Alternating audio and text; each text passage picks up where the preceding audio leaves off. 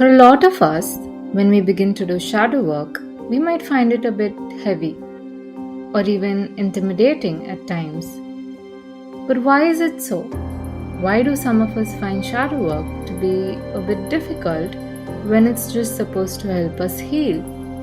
In today's episode, let's dive in and unpack that together. Number 1. Facing parts of ourselves we've been avoiding is a bit uncomfortable. You see, shadow work requires us to sit with and acknowledge the parts of ourselves that we've been hiding, denying, or suppressing.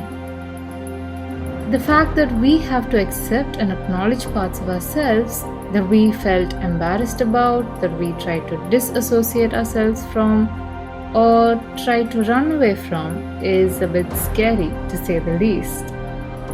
And if we retrospect a little further and question ourselves as to why we are feeling this way, we might find out that it's because we might still be holding on to deep-seated fears like fear of judgment, fear of rejection, fear of change, and so on.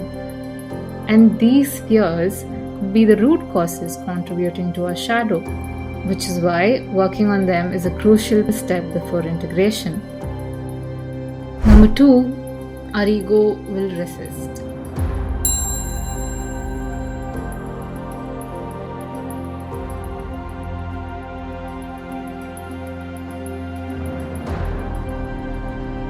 You see, our ego wants to protect our current identity, to preserve the idea that it feeds on, like I'm a good person, I'm a brave person, I'm a kind person, etc. So, when shadow work reveals qualities or behaviors that don't align with that image, like control, jealousy, shame, neediness, or anger, our ego fights back. Think about it.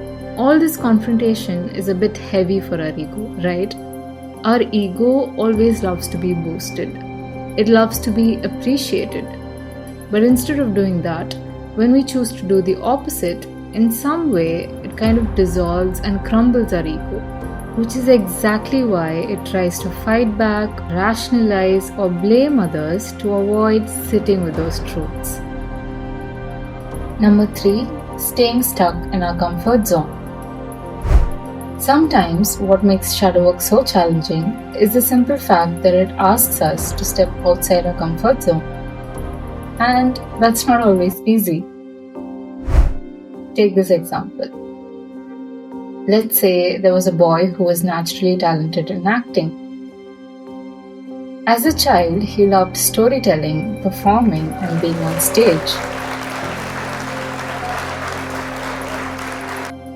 But growing up, his parents never supported this talent as they thought it wasn't a viable career option. So with time, that passion or that spark that he had for acting slowly diminished. Years later, he bumps into some of his friends who have become successful actors. Seeing them living their dream and being fulfilled reminds him of his buried passion and desires. But now, since he has a stable job and a structured lifestyle, the idea of revisiting acting, even as a hobby, feels a tad bit overwhelming. And his hesitation isn't because he lacks the desire or talent. It's because it asks him to step out of his comfort zone, to become someone he hasn't been in a long time. You see, this is what happens when we're too attached to what's familiar. We fear change, even if that change is a return to who we once truly were. And the fear of leaving what we're used to can keep our gifts, dreams, and potential locked away in the shadow. So, to sum it up, yes, shadow work can feel tough. But that discomfort is just part of the transformation. You see, the more you sit with your shadow with honesty and love, the more you'll begin to uncover the hidden wounds, fears, blocks, or limiting beliefs that contributed to it, making it easier for you to heal. Remember, at the end of the day, we are here to meet all parts of ourselves with honesty and love, not judgment.